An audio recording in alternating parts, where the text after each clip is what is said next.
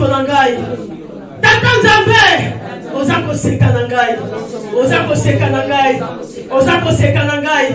Ozako seka na ngai. Est-ce que vous seka ya no tata Nzambe ozako seka na yo? Tango zo seka wana, mawo balinga bala tu so dezo kinde nango. Loba tata Nzambe ozako seka na ngai. Ko seko na seka kala na oseka sikoyo. Palo zo sekisa ngai. Alléluia. Nani mokonzi, nani mopikisi, nani mokangoli, nani alonga na problème wana, nani solution na problème wana, nani lobiko na problème wana. Ce que ça yo poussé ma cri de joie au bétail la bobo. Alléluia. Zamba zambalamu. Après si biso sous sanza ya sika, toza na présence na ye. Alléluia. Est-ce que nous avons la présence en Zambé? David a zoloba. Nasala kane sego. Tabuba yebi singai. Na kende na ndaku na Zambé. Ezate ke nasila komi na ndaku na Zambé. Mais tabuba yebi singa kaka. Donc notice ya wana kaka ya usanke. Oezale. Déjà 11h25 notre TIT. Amen. Amen. Amen. Santo azana ndenge nae. Amen. Tobimi 13h. Zana visa bino. 11h25 maté ane bandité. Amen. Amen. Pour dire que maté soit au moins 50 ou 45 minutes. Mais quand vous calculez les rois. Amen. Amen. Ya nzamba zo lukumo. Nzamba zambala, mutumo wa kole belmo na nzamba zambala. Amen. Il y a solo na kati na deuxième semestre na biso. Toza na semestre na biso, il y a manifestation surnaturelle, il y a présence na Nzambe na kati na bombe na biso. Donc sanza oyo, deuxième semestre oyo bandi na juillet ototo silisa kino na août na décembre. Donc eza ba sanza nyonso oyo Nzambe amimonisa na lolenge oyo kolekela na mayele na yo, na mayele na ngai, na mayele bato bakomona. Akanzi ko pesa na amen. C'est qu'on dit manote. Amen. Amen. Beta de ba pemena lituka lo bazala, zala. Amen. Toza na deuxième semestre na biso. Donc elikolo ba banda na juillet oto silisi. Kino na décembre. Grand terme na biso ezali Nzambe amimonisa na lolenge oyo ekolekela komona na yo moko nano na ndenge ekolekela komona na ngai komona ya bato mpe bakomona oyo bandima teke likambo wana ekokoya na nzela na yo likambo wana yo kokosimba yango likambo wana ekokokomela yo. Donc manifestation surnaturelle ya présence na Nzambe kanga grand terme na biso na ba moi eza na ba thème oyo Nzambe adopesa biso ya monde toko banda ko décoller nango ti sans esosila na lisunge molimo mo santo moi ya août eza moi on Nzambe apesi biso ayebisinga eza moi ya réponse toko betela moi ya août mamo makasi.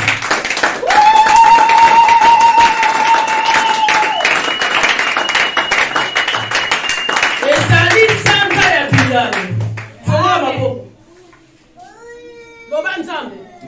Na sanzo. Yanolanga. Nzambe. Na sanzo. Yanolanga. Nzambe. Na sanzo. Yanolanga. 3 jours et sa résurrection. Amen. Na sanza oyo. Nzamba ndola ayanola yo na likambo oyo efande zoaka réponse te. Amen. Na likambo efanda ezwaka kaka yanote. Okuna réponse ezate. Ezate ngeni mais tout oyo ekozala. Ezate ngeni no comprendre mais tout oyo ekozala. Ba tout oyo ekozala. Sala melo kandi. Amen. Tem toujours partager na tongo na lelo. Manufuko na testateur. Le testateur est mort, le testament est rendu valable. Le testateur est mort, le testament est rendu valable. Dès que tu as koloba, malamoko, tu comprendre. Amen. Ma comme sur le français, quand tu as le gala, et comme on passe, mais tu dois comprendre. Le testataire est mort, on les attend, et le testament est rendu valable. Le testataire est Jésus-Christ. Allez, on va comprendre. Testataire au tozo le baptême na biso est Jésus-Christ. Et testament est la Bible. Amen. Donc testataire est Jésus-Christ. Et testament est la Bible. Donc testament est la Bible est comment valable parce que makila na Jésus-Christ est sopanaki. Alléluia. Amen. Alléluia. Lokola makila estanga eli kolobaki question nyonso oyo oyo sanango testament oyo eza Bible eza na réponse mpona yango. Amen. Vous comprenez? Alléluia. Tolobi testataire eza Yesu Christ. Yesu Christ apesa bomoi na ye. Et lokola makila na ye esopana ngai na yo toza na ba question.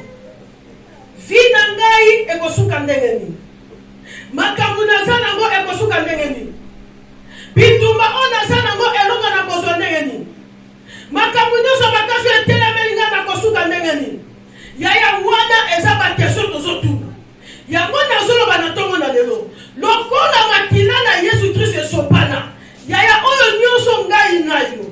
Na kati na bobo na biso. Tozana ngo lokola ba question yeba ke testament oyo eza na réponse na ba question na yo. Dalingi mutu moko ba testament oyo eza Bible eza na réponse na ba question na ngai. Mana kokanga porte to ko étouffer ba. Mali bizali mais il faut fraîchir le compte. Ah va fenêtre préservatif. So sali bobo de bien ba. Tout est appelé ba ba. So on va déjà dans un camp. Il faut ba to le bater. Amen. Amen. Yaya testament ou eza Bible eza na réponse na question nyonso yo zana. Pour la santé na yo na tongo na yo na zo que testament eza na réponse. Ce qui pour la libala na yo testament eza na réponse. Ce qui eza pour la comporta na yo testament eza na réponse. Ce qui eza pour la changement ya bana o basi ba monsieur mutu makasi na lobi testament eza na réponse.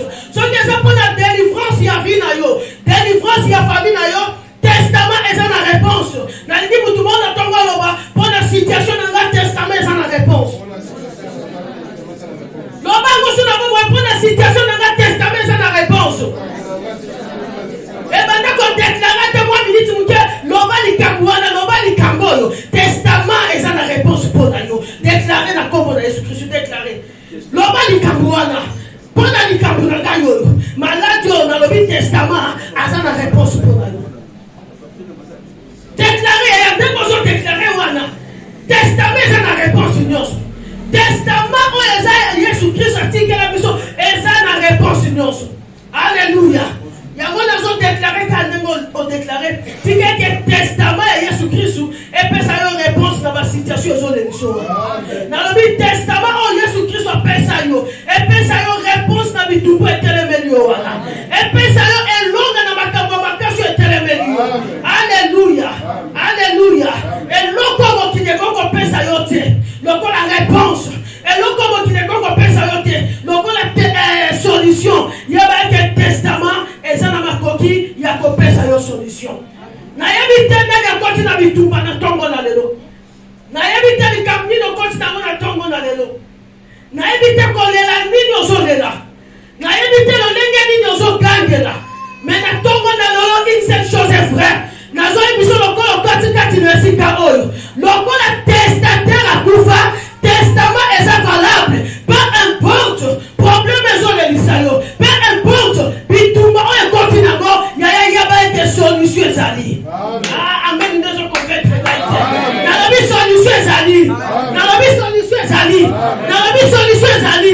Okota na bitumba lesquels yo mutu testament eza na réponse na go.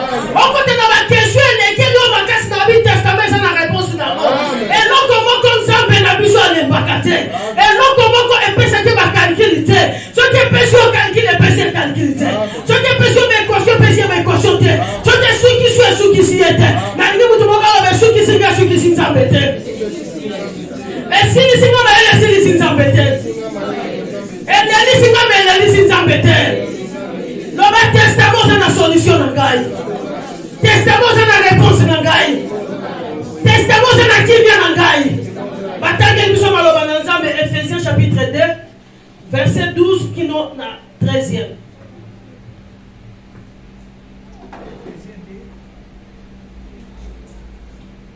Ephésiens chapitre 2 verset 12 kino na 13e. Au sauter, au temps à 18 na 19. Ephésiens 2, 12 à 13, Bible et les autres qui volent dans le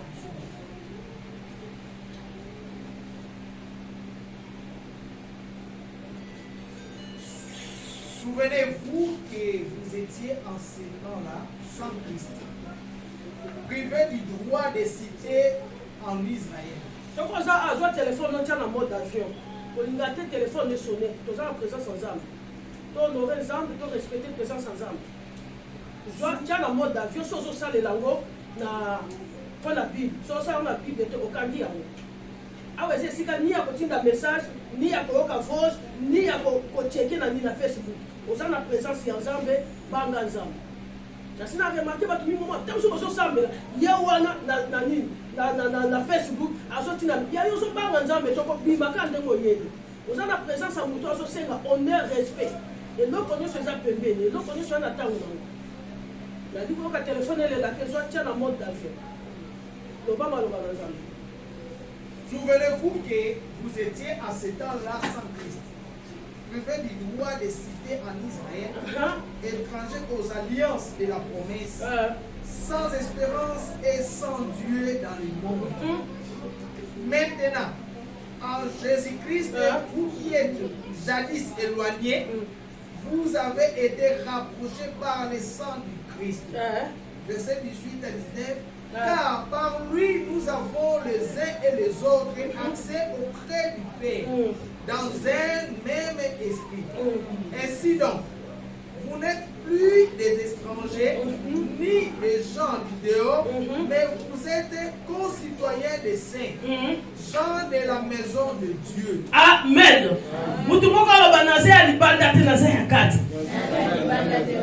Alléluia. Est-ce que tu comprends bien non maloba na nzambe to tshiko kama boka? La Bible ezolobela biso liwa pe lisengo ya Yesu Kristu epesi biso droit ya kozwa makambo oyo ngai na yo tozalaki nango droit te. Amen. Makambo ngai na yo tozalaki nango lisusu na direct te. Mais à cause ya mort, il y a résurrection, il y a Christ. Il y a ngai na yo, tozana droit ya kozwa nyos. Parce que Bible dit tozala ki privé. Tozala ki musika d'alliance. Mais dans nzela na Yesu Christ, dans nzela na kufa na ye, to bendane lisusu pembeni. Donc to komi batu oyo ya libanda te. Mais Bible lobi batu ya kati. Na lingine msamsho na tombo na lelo. Yaya yeba ke tangu ngai na yo. To pesi bobo ina bishe pa na Yesu Christ. On dimi Yesu Christ. Lokola nkolo pe mo bikisi ya bobo ina yo. Yaya automatiquement ozana droit ya ba promesse ya Nzambe. Alléluia. Automatiquement ozana droit ya ba promesse ya Nzambe. Pona kati na Nzambe, na kati na royaume ya Nzambe, yaya ozali sous étranger te, ozali sous mupaya te, mais okomi mwana ya ndako.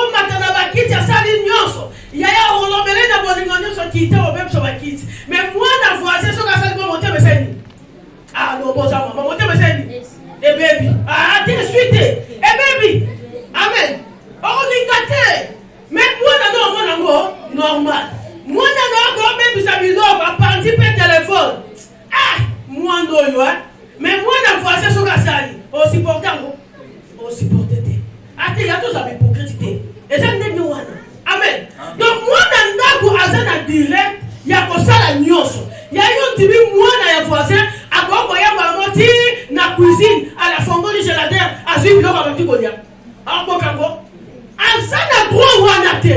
Mais moi dans ndako, maman zala ta osali. A fungola pe akolia. Ya go Bible zoloba. Ndenge tondimela Yesu Kristo.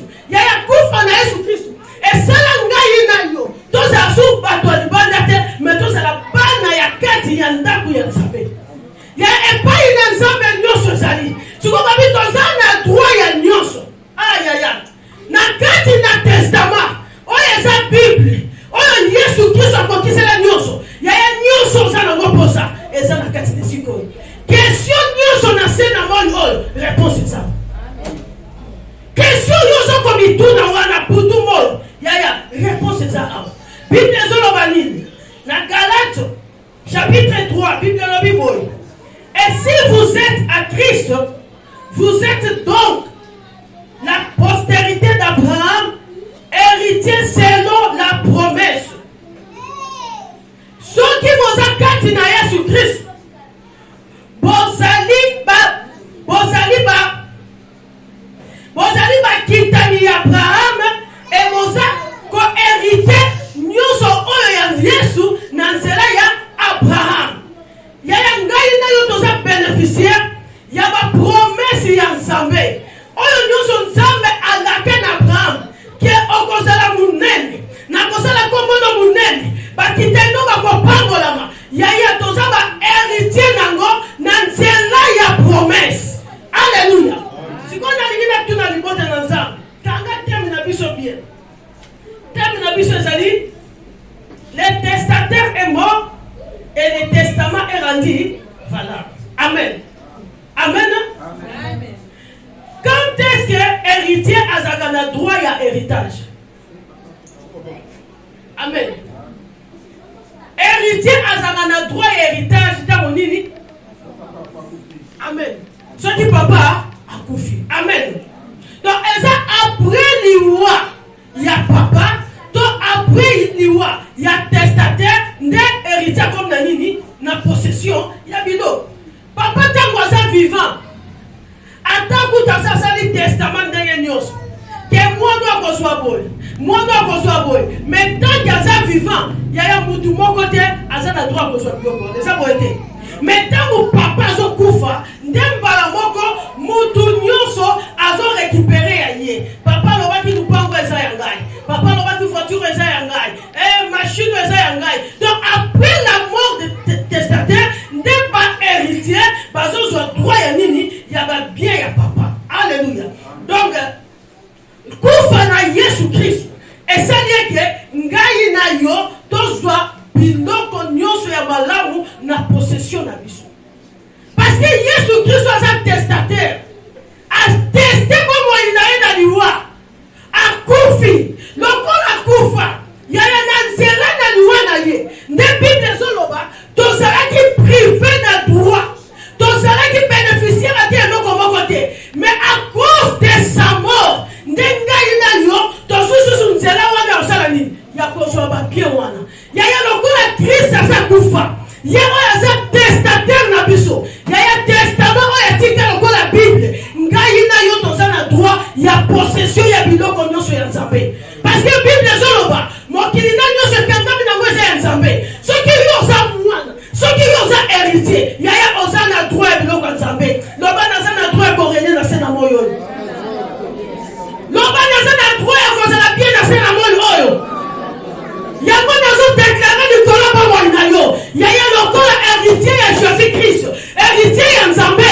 Okokufa pauvreté. Okokufa pauvreté. Yaya okokufa pauvreté. Nanga okokufa pauvreté. Et loko nyonso etengami pasi. Yaya ekotika yo. Okokola na esengo. Yaya viesi ko kozala ya konela te. Mais kozala viesi ko erreur. Parce que oza héritier. Yaya mwana ya mutu mbango. Atika papa, moi le président, atika na bomero e papa, moi le ministre, atika na bomero e papa, loba ngai na sa mwana mokonzi na bakonzi. Yaya bomero mwana mokonzi na bakonzi tika na maboko pamba. Loba jamais. Jamais. Yaya okokufa na position wana te. Eza na famille na bino batu bakufa ka pauvre yo za muta boso kufa. Eza na famille na bino batu ba morate yaya. Yo ko ça l'exception parce que nous avons hérité, maman a hérité.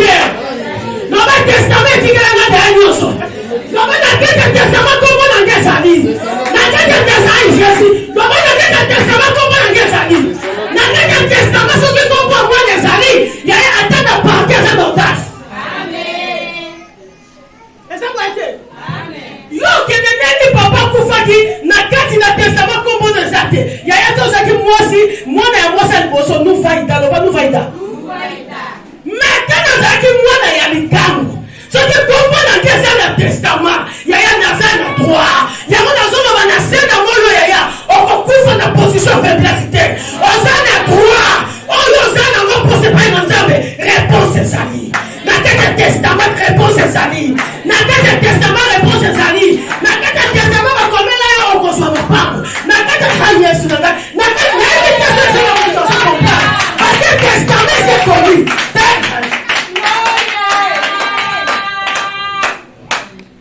Est-ce que vous comprenez? Alléluia.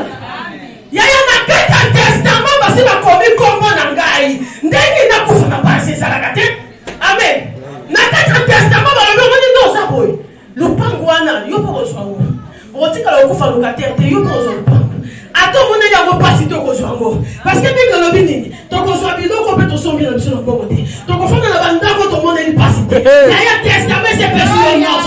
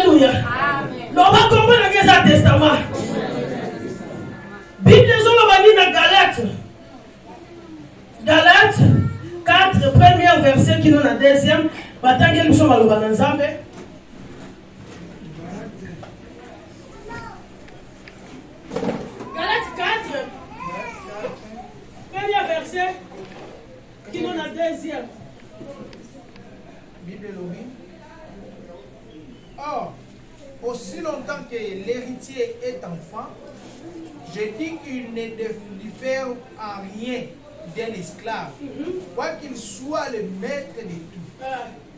Mais il est sous des tutelles et des administrateurs jusqu'au temps marqué par le père. Alléluia. Bible dit tango héritier. Asale na lumona oké. Asale na droit et l'autre mon côté. Donc asale na ndenge moko d'esclave. Mais tango o eza fixé pour na papa, hein? Tango so qui est comme fixé dans et voilà que papa koufi. Papa koufi donc moi na komi bala moko na direct Bible zoloba. Tina tangu marqué au papa akoma. Ok ngai na yo. Ta marqué eza déjà parce que Jésus Christ n'est plus sous sa commission. Amen. Alléluia. Donc tous on est droit bala moko pona nini parce que n'est plus sous yaya. Jésus Christ a conquis sa commission. Bible eza testament il y a destiné na biso oyo Jésus Christ a tiké la biso. Alléluia. Jésus Christ a confié pour rendre au testament, au Bible, et ça valable. Donc, ma ensemble est conquis samaka, na kati, na bomo na biso.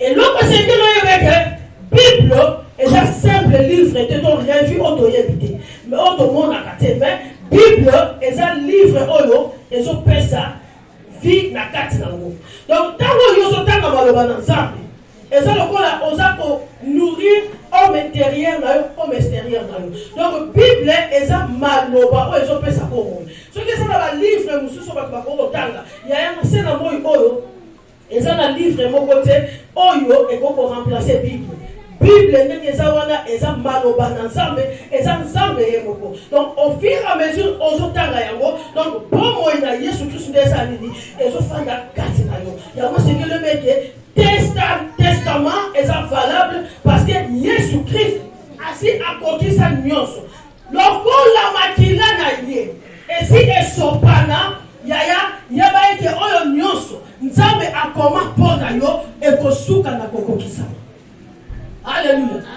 Lokola makile se sopana na ekulusu oyo nyonso Nzambe akoma mpona yo ekotika na kokokisama lokola héritier azalaka na droit ya biloko ya Nzambe yo mpe lokola mwana na Nzambe na tongo na lelo nazo biso ke oza na part na biloko nyonso ya Nzambe donc oyo Nzambe aprometa lokola Christ akokisa nyonso na ekulusu yabaike changement bénédiction pour la vie na yo eza possible. Alléluia. Parce que asalobi na croix nyonso ekokisami ya okomi mbala moko na droit ya oyo nyonso eza ya Nzambe donc na kati na Bible eza bomoi ya eloko nyonso oyo oza nango posa eloko nyonso oyo ozoluka kozwa ya na kati na Bible okozwa na kati na maloba na Nzambe okozwa yango pour Christ alobi nini ke nyonso akokisaki yaya na kati na situation na yo eza kaka na réponse oyo okozwa na kati ya testament na kati na testament oyo eza Bible oyo Bible Yesu atikeli biso mukano Nzambe atikeli biso yaya bo bato ba négligeaka Bible omona chrétien aza na Bible te yaya eza likama amen.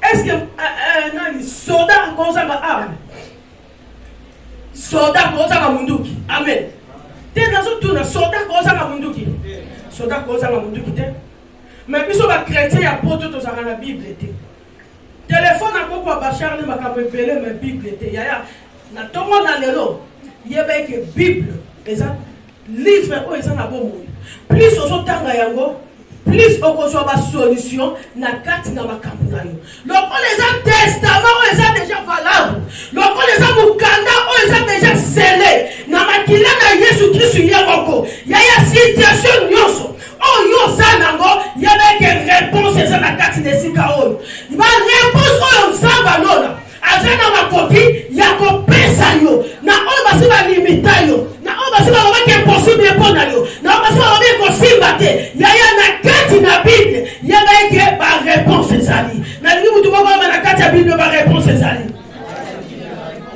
Alléluia. Et yango na lingi na biso na tongo na lelo ba réponse ya Nzambe ba solution ya Nzambe elonga ya Nzambe lopito ya Nzambe ba miracle ya Nzambe yaya ese limitaka na tango ya Abraham na Isaac te. Alléluia. Alléluia. Barbino là. Amen. Na lobenga mfunyo so là. So là na bengi. Amen. Protocole batango la batala mutazo là kozo la msaye. Na so ba réponse nyonso oyo Nzambe solution ya Nzambe réponse ya Nzambe yaya ese limita kaka na Bible te réponse ya Nzambe apesa Sarah réponse ya Nzambe apesa Anna réponse ya Nzambe apesa Mardochée monsieur Aman réponse ya Nzambe apesa Esther réponse ya Nzambe apesa Rachel yaya ese limita kaka na Bible te lobe ese limita kaka na Bible te yaya kino lelo Nzambe wana azana makoki kopesa réponse oya sala wana azana makoki kopesa yo parce que Bible oyo esekokisa nyonso mbala moko soki Nzambe abimonisa na Sara soki Nzambe areponda Abraham soki Nzambe areponda Rachel oyo azaki kolela sukaki yaya na tongo na lelo nazoyebisa yo oyo aza testateur makoki ya kopesa yo pe solution ndenge apesaka ana soki bapesaka ana mwana lelo pe testateur na makoki kaka na Bible oyo apesa yo pe mwana soki apesa Daniel elonga na kati na libulu na kosi ya testateur oyo aza Jésus-Christ aza na makoki pour rendre valable oyo aza maloba na ye ya aza na makoki okopesa pe longa na kati na situation oyo aza nango. Miracle ya Nzambe c'est limité na tango ya kala kaka te ya kino lelo azosala nini azosala. Bible lobi na Hébreu que Jésus-Christ est le même hier, aujourd'hui et éternellement. Yaya maloba na Nzambe ekotika la tabu kolomoko te koleka. Situation yo zanango ateza makasi yaya yebete soki zana batu na Bible bakutana na problème wana Nzambe pesa ka bango solution yo pa ko pesa solution. Soki na sena moyo oyo to soki na tango bakoko na biso te na Bible mais na vie na biso actuelle yaya soki Nzambe abikisa batu boko na maladie incurable yo pesa na makoki ko bikisa yo. Loba réponse na nga pesa. Loba réponse na nga pesa. Yaya soki Nzambe akoki kofongola misu ya aveugle yaya Nzambe azape na makoki na kati na bomo na yo kaka na maloba ne oyo afongoli pe misu na yo pour abongoli te soki Nzambe asekisa batu oyo esekwesilaka batu lokola ba Rachel batu lokola ba Elisabeth batu lokola ba Anne anelaka na ye kasa bosa na ndenge esekwesalaka yaya soki ayamana bango na tango na biso eza na baso pe balelaka ba 20 ans lelo Nzambe asekisa bango eza na baso balela pe ba 15 ans Nzambe areponda bango soki Nzambe areponda bango dis-toi que Nzambe pe asa na réponse na ngai na lingi mutu moko loba Nzambe pa asa na réponse na ngai yaya basilisa miracle na lola te Nzambe bafindaka ete loba Nzambe bafindaka ete tangu susu likamune ume nyonso mona lokola réponse eza te okanisi ke bato basilisa nyonso na lola yaya na lola esilaka te yaya bafindaka Nzambe te okofinde banki bakofinde Nzambe te bakofinde ministre me bakofinde Nzambe te bakofinde meme président me bakofinde Nzambe te na kati na lola yaya ya yo mpe ezali loba yanga mpe ezali soki ana zoki loba nga mpe na kozwa ozoloba bien te soki ana zoki nga mpe na kozwa soki Mardoché longa tinga mpe na kolonga mpo na lola loba réserve ezali na lola esili te mutu mosuka mso miboma nga naza na retard nga na kozwa ndenge nini vi nange kobonga ndenge nini yaya na lola ya yo ezali loba yange ezali nani mutu asilisi aza te oyo babota basilisi te oyo babala basilisa te oyo babonga mpe basilisa te oyo batonga mpe basilisa te oyo basala soki nini basilisa te na ningongenge profa yanga mpe ezali oyo yanga mpe ezali oyo yanga mpe ezali alleluya kaka ndenge odeklare ya yo mpe ezali ya yo mpe ezali alleluya Nzambe na biso aza illimité mutu akoko limité Nzambe aza te miracle na ye nano esila te soki ozokanisa te miracle esila te œuvre ya kwa Yesu aza kokisa nyonso ndenge aza kokisa nyonso ya testament eza problème ofungolaka ozwa ya yo loba nafungola nazwa ya ngai Yesu aza kokisa nyonso miracle leka te yaya likolo eza vide te nde tozoloba soki Nzambe asuka kaka na Isaki te seka kopesa yo mpe soki Nzambe asuka kaka nkolo na ngai nakopesa Abraham te akopesa yo mpe soki Yesu asuka kaka nakomimonisa te na oyo ezalaki na pisine ya Betesda akomimonisa mpe mpa na yo soki Yesu asuka te nakomimonisa kaka na Dieu le prêtre yaya akomimonisa soki epai na yo soki Nzambe aselimite kaka te na koenrichir Salomo mpe David Nzambe akovamisa yo mpe alleluya nalingi ondimbake na ntongo na lelo mukanda na Nzambe oyo eza na oyo ya malamu mpo na ngai soki asalela bango Nzambe aza mpe na réponse mpo na ngai eloko na biso bato tozalaka ntango osenge epai na Nzambe ozomwa makambo ezowumela ozomwa makambo ezaka neti te ya okomomwa neti Nzambe ayanyolaka te Nzambe asalaka te ya nalingi na biso motema na yo etikala kote ya kao mabe te matoi na yo eyoka monguna te nzamba sana bomboy likolo eza vide te ya yo ezali réponse na yo ezali na question wana réponse na ezali na likambo wana réponse na yo ezali na bitumba wana réponse na yo ezali yaya nzamba za na réserve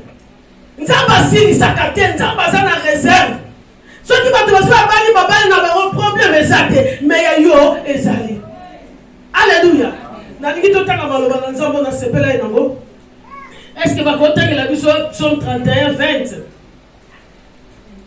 batangi yango na français Psaume 31 20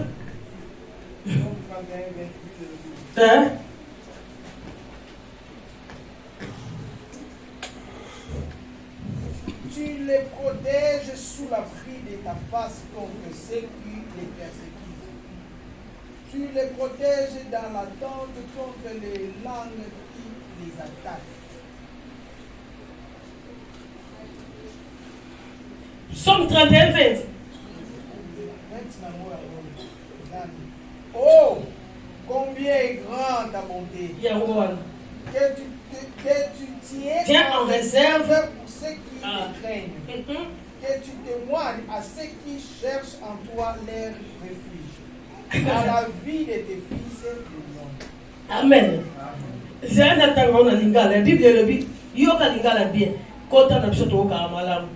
Oh Yahweh. Olinga kabatu oyo bato sakayo. Obombe la kabango bomengo. Yako kamwa penza na misu ya bato. Loba nzamba bombe linga bomengo yako kamwa na misu ya bato. Ah, ozo ba bien est-ce que ozo yoka to zo yoka te. Mali ya libande affecté yote. Yoka maloba na nzambe nde lobi. Obombe la kabango bomengo yako kamwa penza na misu ya bato nyonso. Loba nzamba zo bombe la nga bomengo yako kamwa. Loba nzamba zo bombe la nga bomengo yako kamwa. Na misu ya bato nyonso bakomona nzamba kosala. Bino lobi obombe la kabango bomengo yako kamwa opesaka yango bato oyo balukaka kobombama epai na yo. Yaya, nalingi biso mutu moko na tongo na lelo motema na yo efanda ebatela kimia. Bino lobi nzambe aza na bolamu en réserve. Yaya soki nzambe akopambola bato nyonso mpo aza papa, akoniesa bato nyonso mpo aza papa, akobalisa bato nyonso mpo aza papa, akopesa bato mpe bolamu mpo aza papa, mais oyo ekelusaka oyo réserve yaya apesaka oke epa bana na ye, apesaka oke epa baheritier. Alléluia. Loba naza héritier ngo bakende tika bango bazwa, mais oyo ya yo loba eza ya kokamwa. Bien te lobese ya kokamwa. Bina lobi olingaka bango obombela bango bomengo ya kokamwa oyo komonisama na misu na bato. Yaya nalingi mutu moko alobe libala nanga eza ya kokamwa. Loba yange eza ya kokamwa. Soki nalobi mbongo lobi yange eza ya kokamwa. Nali tokende bie toyembaka libala nanga mbongo nanga voyage nanga elonga nanga musala nanga ye komota nanga ye esengo nanga kaka tango lobi ndenge kokamu naye mobala meyeye kozala kokamusa baswa bongo meyeye kozala kokamusa bavoyage na bango meyeye kozala kokamusa kokende liboso eza kokoma te kokoma mpenza kozwa te kozwa mpenza kokokisa te kokokisa mpenza kofanza makambo te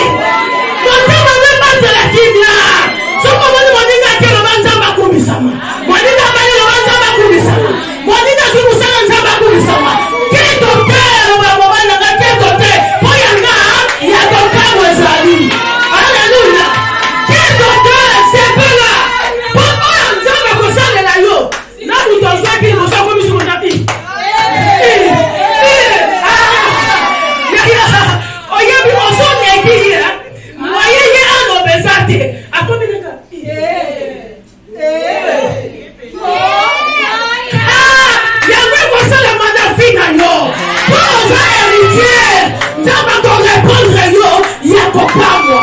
Alléluia. Papa molime ko zala mikete. Eza ko pamwa. Alléluia. Nzamba za nzambe. Nzamba ko sakate. Mokili nde bako ko sa nzamba ko sakate. Bible dit dans 1 Samuel 15-19. Celui qui est la force d'Israël ne ment point, il ne se répand point, car il n'est pas un homme pour se repentir. Yaya nzambo aza makasi ya Israël. Nzambo aza makasi ya vie na yo. Nzambo aza solution ya vie na yo. Yaya akosaka te. Yaya soki akosa Abraham te akokosa yo te. Soki akosa Isaac te akokosa yo te. Soki akosa Anna te akokosa yo te. Yaya eloko ezali yo de o profiter na héritage nzamba pesa yo. Bana nzambe eloko zo boma biso mingi eza ignorance. Oyebi diable asalela kaka kozanga koyeba ya oyo yozana o. Mwana na nzamba azana nyonso. Mwana mokonzi aza mokonzi. Héritier azana droit ya nyonso. Yoza mwana na nzambe. Ozana droit ya nyonso ya nzambe na yo. Mais à cause ya ignorance, ya koyeba ba droit na yo. Ya koyeba ba direct na yo. Oyo eza ya ngai, lokola yo yeba yango te, yango diable sala nini a profitaka. Ya eloko diable combataka butu moy. Alinga kateke ozala bénéficiaire ya héritage nzamba tchakati na yo. Ozala bénéficiaire ya oyo eza kati nesika oyo. Ya mozo mona bitumba soki ezo telema butu moy na kati na bomo na yo. Azo compliquer ma situation. Ya ezaka poni nini okokana ko perdre oyo eza héritage na yo. Diable aza jaloux. Ayemi ke maloba na nzambe kokisa nyonso pona basantu. Ayemi ke maloba na nzambe eza nyonso pona biso. Ya mozo mona chaka distraction na kati ya bomo ya bato. Ya mutu aza na kilo pona kosomba Bible. Mutu aza na kilo pona kotanga maloba na nzambe. So na tuni awa une semaine mobimbo nani atanga ki Bible. Na boko tuna pona scandaliser. Amen. Mais na yiki motanga na kombo na Yesu. Eza nini? Eza distraction ya diable. Donc diable pona ye alinga kate batu bazo connaissance ya maloba na nzambe. Parce que maloba na nzambe yaya eza nyonso pona vie na biso. Maloba na nzambe eza richesse na biso. Aza jaloux. Plus yo kozala na connaissance ya maloba na nzambe, ayebi ko ozala bénéficiaire lisusu te, ozala connaissance te ya maloba na nzambe, okozala bénéficiaire te ya héritage o Yesu Kristu atikelaki yo. Akoyana ba distraction omona ke maloba na nzambe eza na valeur te. Natanga na ngata ba livre, natanga na ngata théâtre, na sala na ngona ko sala, mais mon Kristo aza na tante ya kozwa ta 10 minutes ya méditation maloba na nzambe. Et le bonheur nzambe azoloba na Josué 1:8. Alors que ce livre de la loi ne s'éloigne point de ta bouche. Alors beaucoup oyo elongwana munoko na yote. Alors méditer yango ezala na butu, ezala na moyi. Na nzala na ngondo osala nini okozwa succès. Ya succès pesa na maloba na nzambe. Na timite ke bato bazana na nini na on va dire que les bango testament bako négliger ngo. Amen. Il y a un testament batiki ba négliger ngo. Est-ce que tu vas bomber on tata mosa au monde? Est-ce que bazo bomba yango bazo batele ngo bandoko ba koyeba? Ya soki batu bako ko bomana pona ba testament biloko ba papa batiki. To mona ka ko ebele ba bomanaka. Et bon quand c'est diable ko sepela yo ozala na connaissance ya maloba on. Ko eza testament na yo. Lobo eza testament na ngai. Ya nzambe bisi Josué. Richesse na yo, réussite na yo, progrès na yo eza on. Elongwa te. Siko diable alingaka elongwa na minoko na biso. Elongwa na mitema na biso. Ayebi ke maloba na nzambe eza nyonso pona yo. Plus mutu afandi na maloba na nzambe, aobanga nzambe. Plus mutu ana connaissance ya maloba na nzambe, yaya akozala tout le monde obéissant, akozala na crainte, akoyeba kokokisa o eza nini maloba na nzambe. Mais soki maloba na nzambe elongwe, yango esalaka ke mutu atambola kolonza maloba na nzambe te, et diable azokokisa misala na ye, moye a bénéficier na héritage oyo eza maloba na nzambe eza te. Alléluia. Yaya kolinga lingate oyo osanango o bénéficier à cause de l'ignorance. Alléluia. À cause de l'ignorance, ozo yeba ba droit na yote. Ke naza mwana na nzambe. Nde nazabo mutoko ko nyatanga te. Mutoko ko mfutenga te. Mutoko ko bebisa atelemeli na bena telemeli. Alukenga bitumanga bena lukeli. Na molimo. Mais mutu tangu yo yebi ba droit na yote. O yebi to testament zo lobela yo. O testament zo peso lo kwa dire. Yango bana na nzambe ba nyoko maka. Yaya tanga baloba na nzambe. Je connaissance à baloba na nzambe. E ko kango na yo. Na zo ba pasteur na biso. Après ça témoignage moko.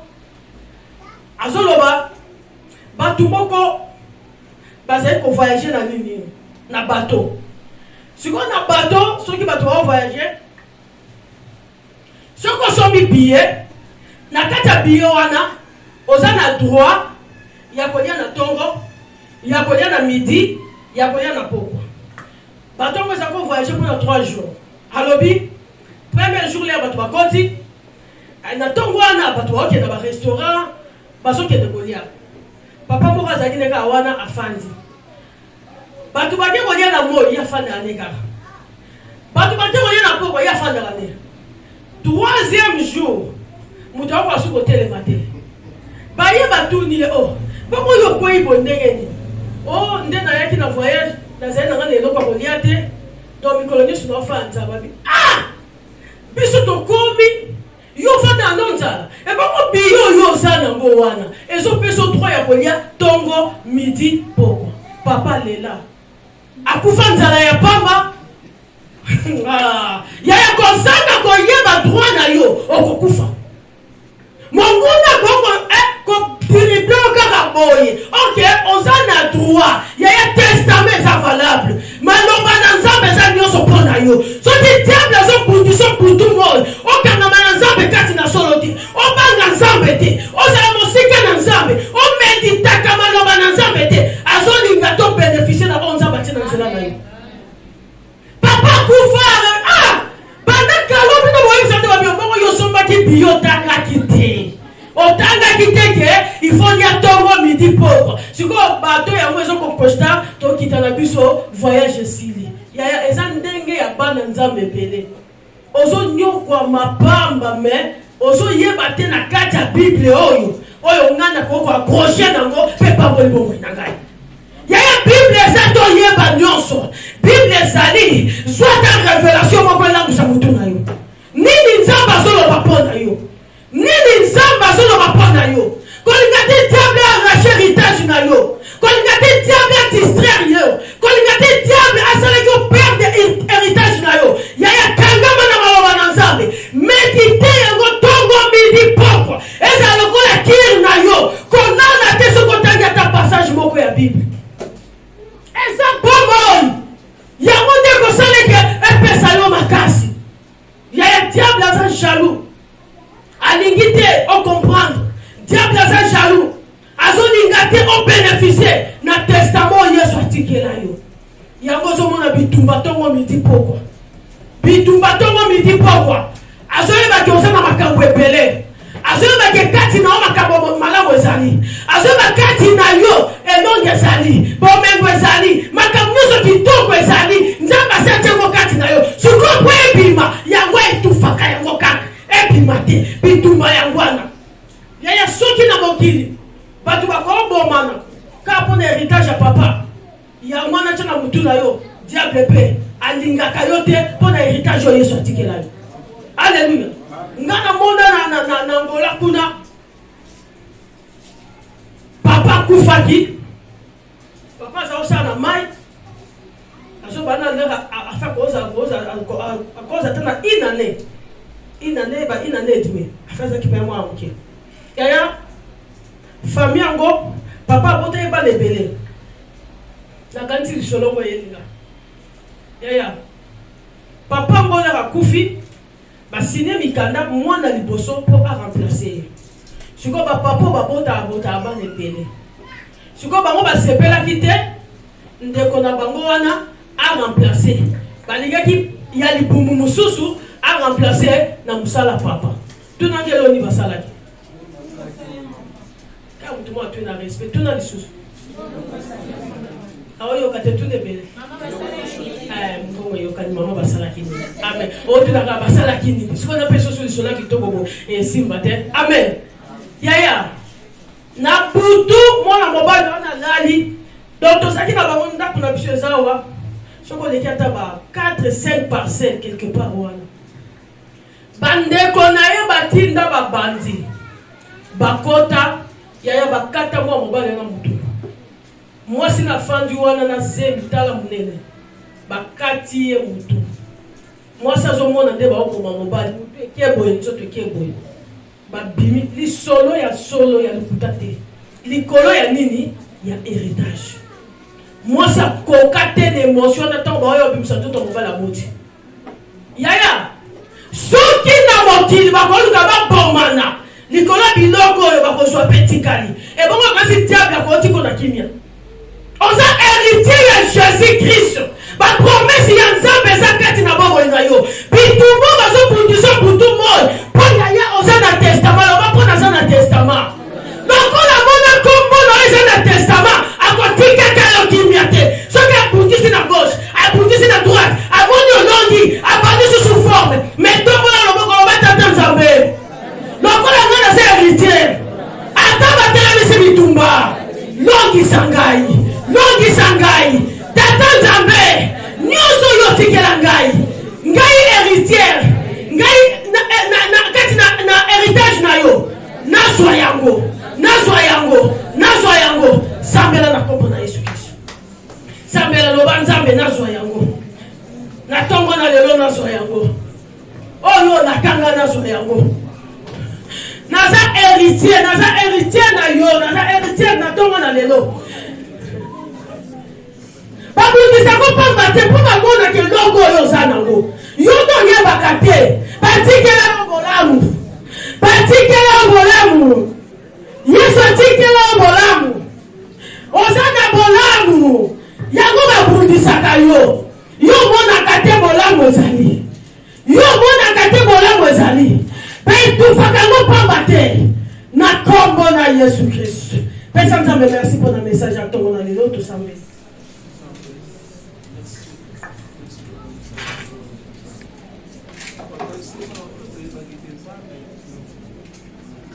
Pesa nzambe merci.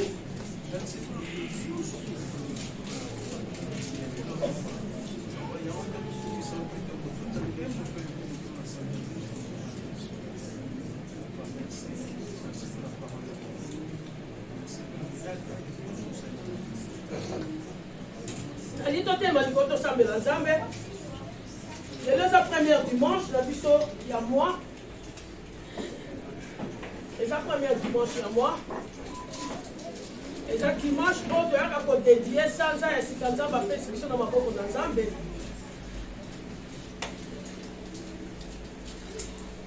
Il y a un mukolo, il y a un inscrit mukolo musufu. Il y a une Bible des Oloba. Sans payer, il y a un inscrit sans musufu. Donc, sans autant que aussi là, et je t'ai déjà sans mususu. Au monde de la routine na sans oil. Agno kwamaki, alelaki, asalaki na boye na boye. Donc, tant sans oil, aso pesa sans mususu information, ya yango siko yo, il faut oya kolobela sans wana, et y a information ya sans l'équité. Bible de l'obis, mon koloza ko instruire mon mususu. Jour et ça construit jour mususu.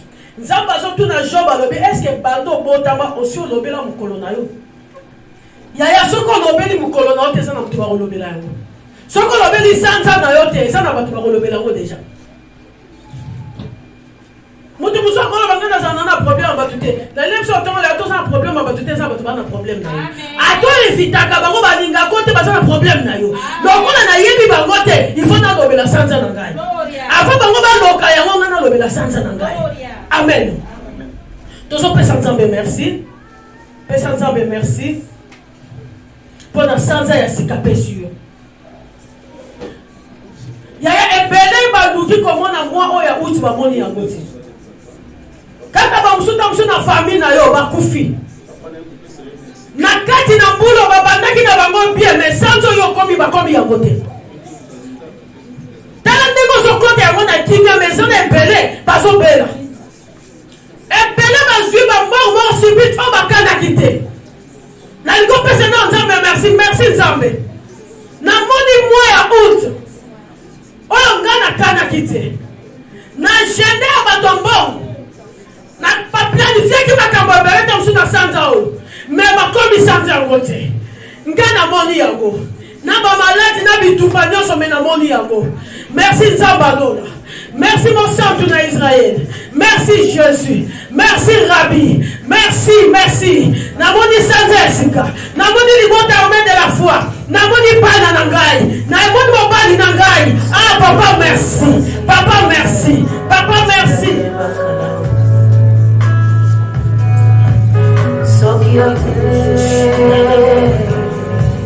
oh sana Jésus na kombo na Yesu Kristo yaya nzamba ebisi Josué ke maloba oyo ebima te na munoko na yo na nzela na yango nde okozwa réussite mpe okoréussir na entreprise no nyonso nalingi oyebisa molimo mosantu abakisa yo connaissance ya maloba na nzambe mpe apesa yo makasi wana ya komeditaka maloba na nzambe soki ozalaka kotanga bible otanga lisusu te yebisa molimo mosantu pesanga elengi wana pesanga makasi wana kotanga bible yaya bible kozala te babimisaka ngo ka dimanche bible kozala te babimisaka ngo ka mokola kilte oye nango mpe otangaka yango te mosusu kutu bible banda uta nango na afrike efandaka nango na ndako afungolaka yango te asimbaka yango te banda sa atie mpe na telefone ya telefone mpo asalelaka yango te yebisa molimo mosantu pesanga makasi ya kosambela bakisanga connaissance ya maloba na nzambe so oza na connaissance ya maloba na nzambe okoyeba badroit na yo ke eloko na koosufri nango te fa nazwa réponse tosambeli na kombo na Yesu Kristo yaya sambela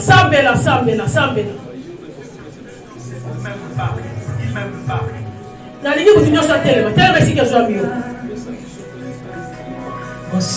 telema sambela tozokongisa sanza na biso soki yo sambeli mpo na sanza na te mutu mosusu akosambela opo na mwasa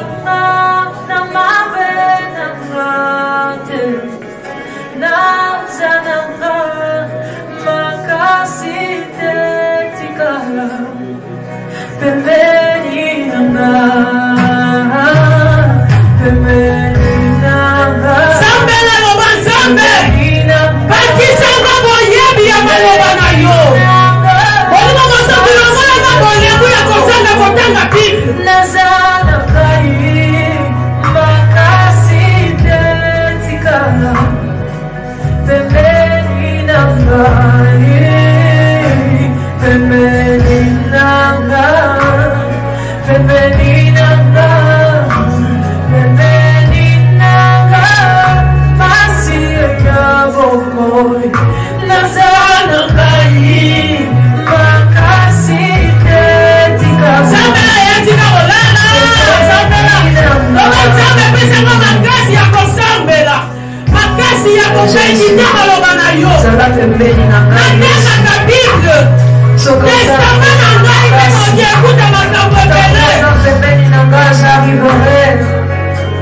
Si tu es près de moi, éternel Dieu, j'affronterai le Goliath qui se présentera devant moi.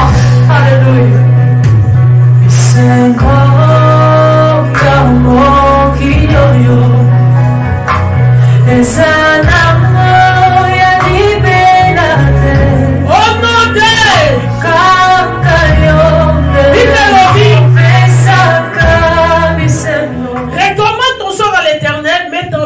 Confiance et il agira. Zongi sali kabuno pa ina nzambe. Tela ye confiance kondima enzamba kosala.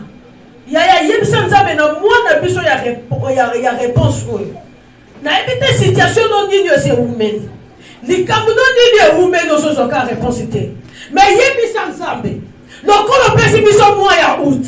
Eza mwa ya réponse. Situation nango nzambe nazo senge pa ina yo répondre ka to sabe na comprendre ce que c'est babi songi sali kabune pa ina nzambe tela e konzima tela e confiance tela nzambe konzima tela nzambe konzima tela e confiance tela nzambe konzima tela e confiance tela nzambe konzima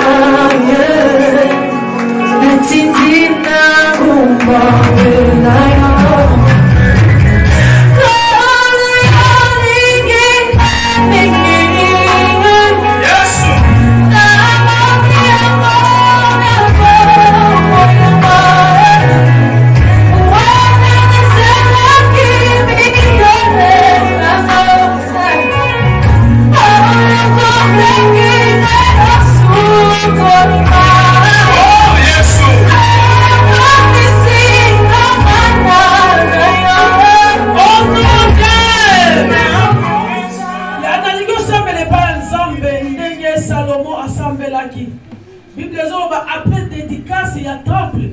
Salomon a dit qu'il Nzambe. Ozalaka attentif na supplication nyos. Onga mosali na yo nazo sala. Tikeke na kati na sikoyo mutu nyonso oyo akoya ko sambela Nzambe. Oyo bana ko répondre. Yana linyo sambela Nzambe na mwana biso ya réponse. Loba Nzambe. À chaque fois na ko se tenir liboso na yo. Ezala na ndako, ezala na église, Nzambe yo kanga répondre ngai. Ezala na zana ndako na so pelela yo pona problème nanga. Nzambe yo kanga répondre ngai. Pona problème à libota nanga Nzambe yo kanga répondre ngai. So na yene église no Nzambe. Et na beleli yo. Nzambe sera favorable na prière nanga o exaucer ngai. To sabe na kombo na Jésus Christ.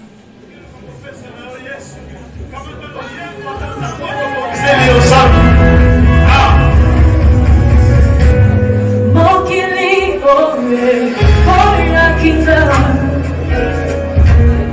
bona mabe na salaki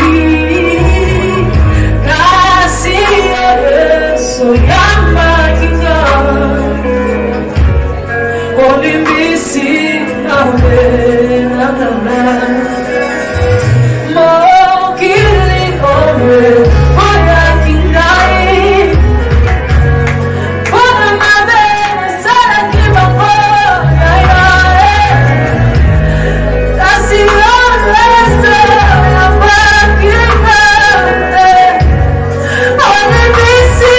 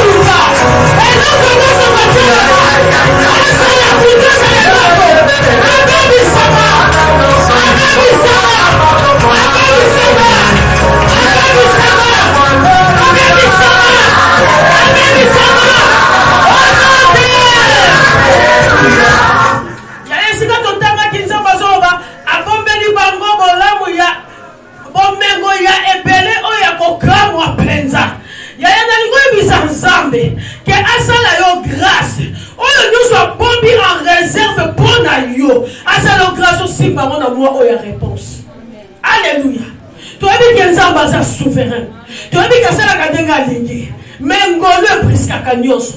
Ngolo brutaliza kanyoso. Ngolo yaka na ba normali. Donc ni kabo zaki musika pe ko kisanya cause ngolo. Et donc comme tu as mérité mais assu ya cause ngolo. Ya cause senga Nzambe. Nzambe lobi a bombi en réserve bolamu akokamwa. Loba Nzambe oyo bombela na akokamwa wana. Salela nga ngolo. Na sanze na biso réponse na simba yango. To sabe na komona Yesu Kristo.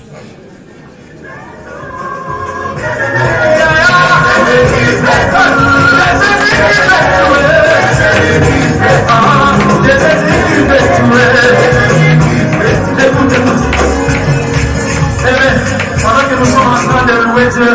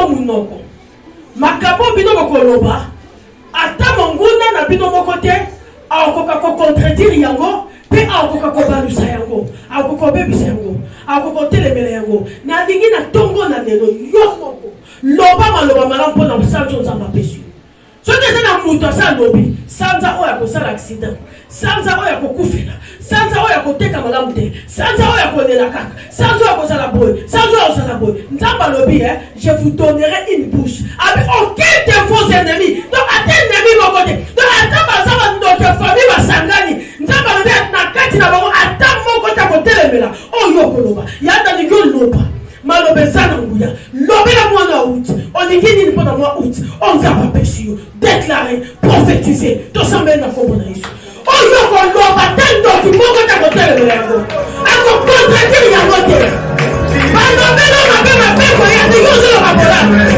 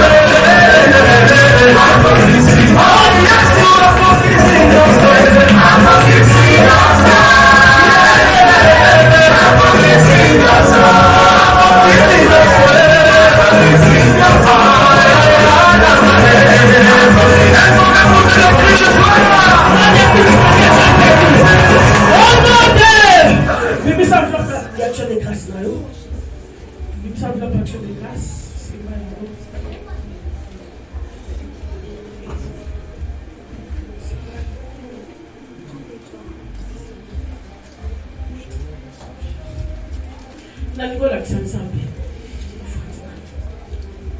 Yepsan Zambé. Yonde to sala ba sanza nyos. Tozolo ba loba Nzambe yonde sala ba sanza nyos. Sanza ya uch